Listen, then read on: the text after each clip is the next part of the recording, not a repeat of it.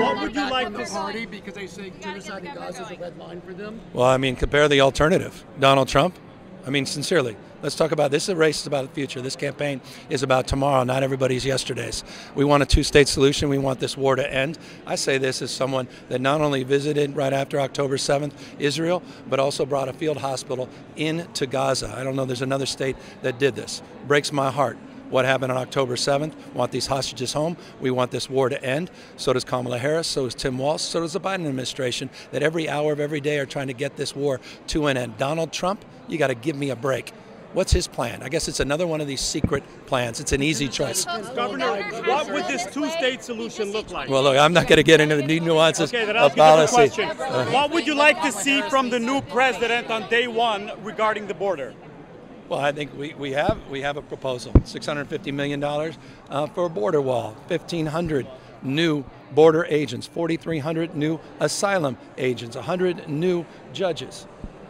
But literally, detailed plan that was put out, a bipartisan plan that President Biden endorsed, as well as Vice President Harris. Not only did she endorse it, she got a standing ovation at the DNC, embracing it and saying she will promote it and she will sign that bipartisan deal. A deal Donald Trump does not support. He's unserious.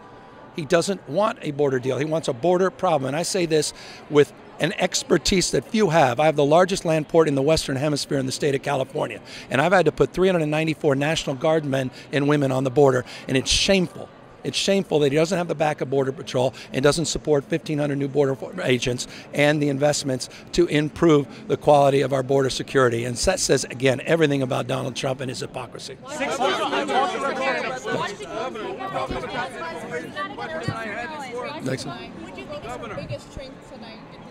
Well, she's fierce. She's tough. I've seen this for decades. And I also think she's underestimated in these sessions, particularly, dare I say, with men. I've been in the rooms. I haven't studied game film. I've been up and close. I've known Kamala Harris a decade before we were both in elected office. And I've seen her show up at these debates at a different level. She's disciplined. She is not going to get off her game. I think it's inconceivable. It's an impossible task for Donald Trump not to get off his game. She will get under his skin. And by the way, her name is Kamala Harris, not Kamala. And when Kamala Harris shows up, I think she's going to show up at the handshake. And I think at that handshake, you're going to see something very different from the outset of this debate. If I were Donald Trump, I would look out. They've never met. He's about to experience something many of us have experienced and seen in the American people, and world leaders will see. A toughness, a character, integrity, someone who's disciplined, and someone who not only prosecute the case against Donald Trump tonight, and she will be tough, but also prosecute the case for the future of this country and the world we're trying to build. How do you expect Vice President Harris to break through on Project 2025? Well, the $20 minimum wage is about empowering disproportionately women and women of color that are the sole breadwinners in their family. 2/3 are women and work full-time in fast food restaurants. And just a fact, it's not an interesting fact, it is a profoundly important fact. Since I signed that $20 minimum wage for fast food workers, empowering those workers and allowing them more dignity and more support so that they're not getting taxpayer support, we've increased the number of fast food jobs by 11,000. It's time to increase the minimum wage in the United States of America. Governor Newsom, should there have been an open primary without giving you some separation for Kamala Harris? Should have been an open primary to allow someone like you to run? No. It's been hand in glove. She's unified this party in a way that I've never seen in my lifetime. I've never seen a party more unified. And so everything about this, in hindsight, makes perfect sense.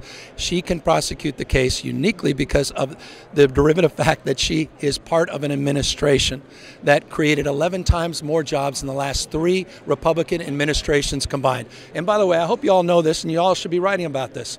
The last 3 Republican administrations have one thing in common: recessions.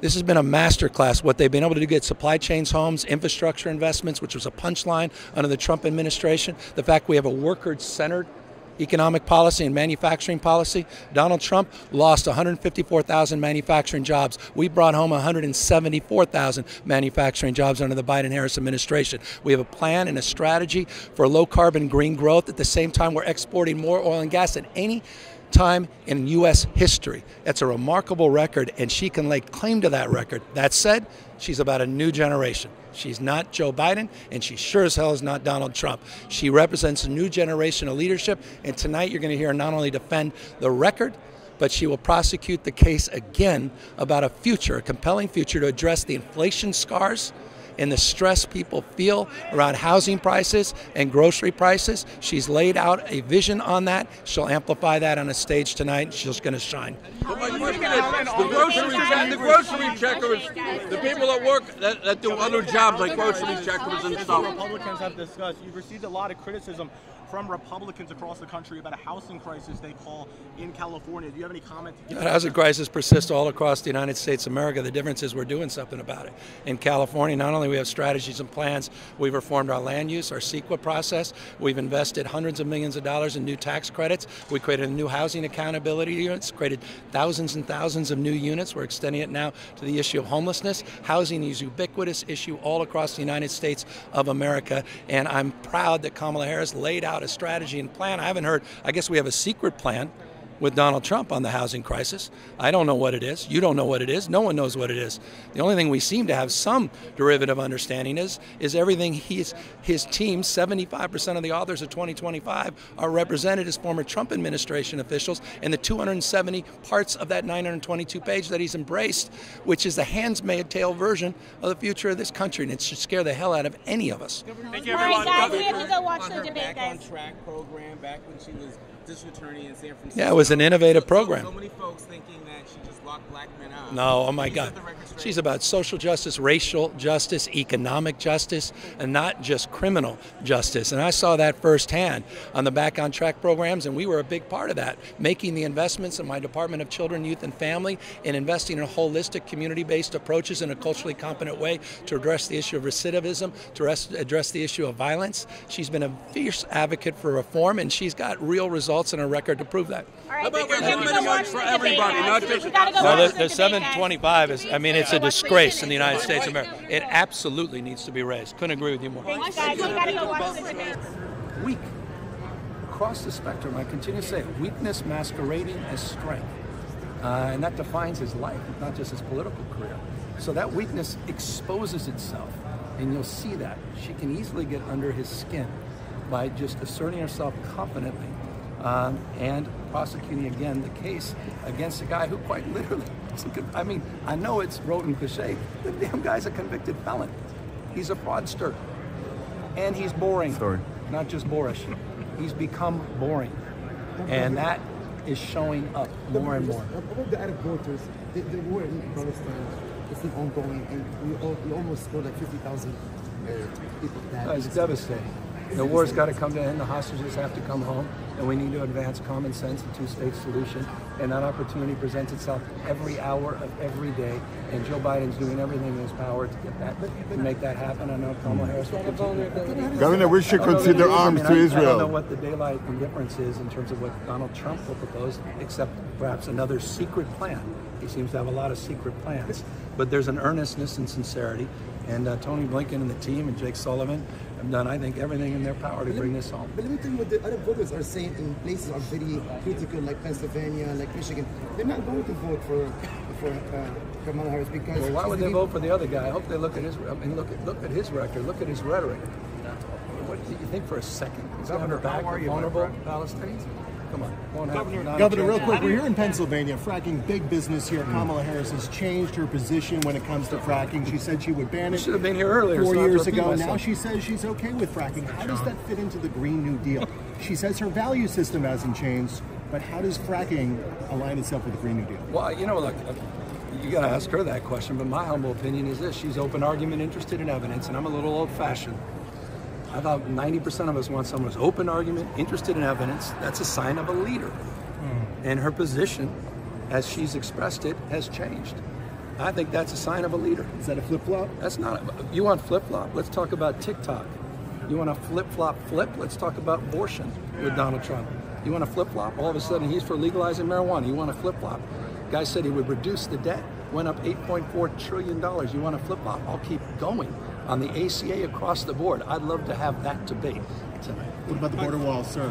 What about it? She just supported There's a campaign at it with her in front of the border wall. Because she supports a bipartisan bill that Donald Trump did not support that includes $650 million for the border wall, includes 1,500 new Border Patrol agents, 4,300 asylum agents, 10,000 new detention beds. And Donald Trump killed that bill for one reason, political theater. It's shameful. Donald Trump is not serious about this issue. He never has been. Governor, what do you think the impact is if he goes after her, diminishes her, calls her stupid, treats her the way he's treated previous women? He's incapable of not doing that. So she's more than prepared for that. And I've seen others try to do that to her in the past in debates. It never goes well. You don't think he'll be more disciplined now? I don't. Oh, come on. He's incapable. I think we'll all just enjoy and go, oh, interesting. He's starting out with such discipline. And then you watch. It'll be one little thing, and all of a sudden it'll get on her skin, and you'll just start to see slide away. And I'll tell you, this 2 minutes, 2 minutes, 2 minutes, a long time. I don't think he's capable of having a cogent response after that 60th second. And then all of a sudden he'll start flaying in here, and then you got the 1 minute back and forth. No, Donald Trump is Donald Trump. He doesn't change. I mean, it's like any of us that go on vacation, you still show up on vacation as yourself. Meaning, he is not going to change. He is who he is, and I don't care how much policy time he spent with Tulsi Gabbard and Mar-a-Lago. I don't think he's going to change. Fellow Californian here, how do you explain the fact that the race is as close as it is, and what do you think it says about the administration in general? I think it says about the America. I mean, the America. It's divided. This country's divided. We're grinding. I mean, it's hard. People are focused on their differences, not the things that unite them together. It's a very hard time. It's been hard. All the scars, the polarization, the traumatization that we went through with COVID and social unrest, supply chains, inflation, the wars. I think you're seeing that around the rest of the globe as well. I don't think it's an expression of the current administration or even the previous administration.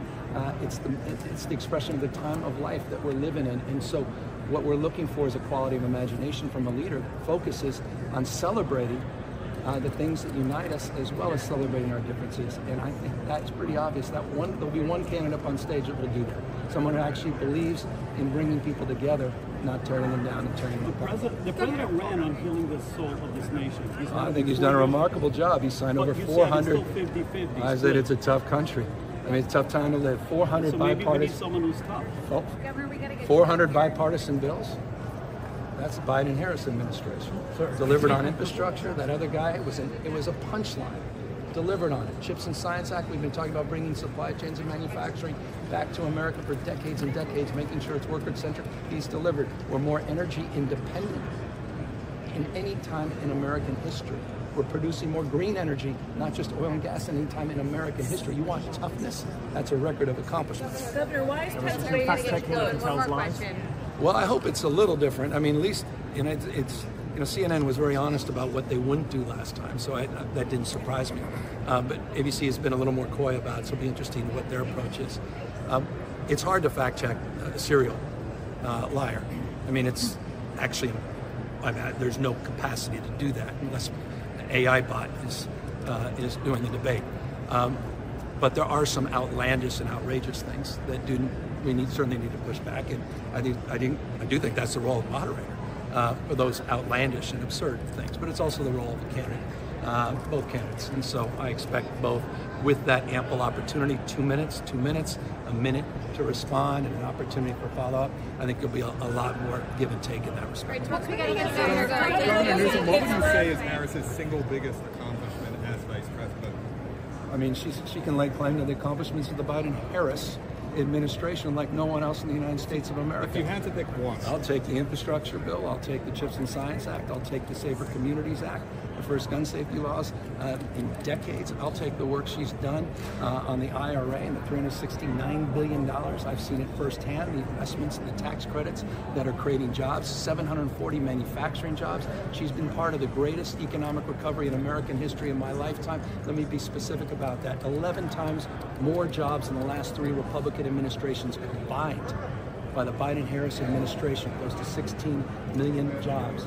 I want to remind you, the reason you don't hear these guys talking about we're better off 4 years ago, let's talk about 4 years ago. 350,000 people died in COVID, 30% increase in the murder rate under Donald Trump. We had 14.8% unemployment. You forgot about that. Even when he left, it was 6.7%. We lost 154,000 manufacturing jobs, 2.9 million jobs across the board. One of the worst records in American history. Donald Trump. They're not talking about how much better off. They're living in a fantasy, and they're trying to shape-shift with propaganda networks that are lifting this guy up and literally misleading and lying people about the facts. Can you point to one thing?